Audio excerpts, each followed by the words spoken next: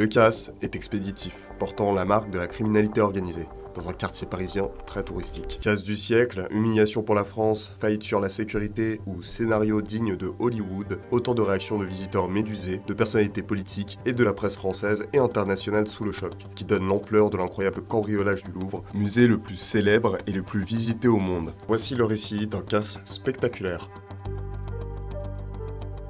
Il est 9h30 sous les fenêtres du Louvre, à Paris. Le musée est ouvert depuis une demi-heure. Deux des malfaiteurs sont à bord d'un camion monte-charge. Le premier, porteur d'un gilet jaune, le second, d'un gilet orange.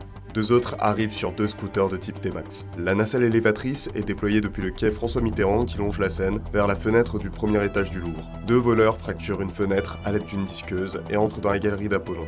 Commandée par Louis XIV, cette salle abrite la collection royale de gemmes et les diamants de la couronne, qui compte environ 800 pièces. À l'intérieur, les cambrioleurs brisent deux vitrines, toujours avec une disqueuse. L'une abritant des bijoux Napoléon, l'autre des bijoux des souverains français.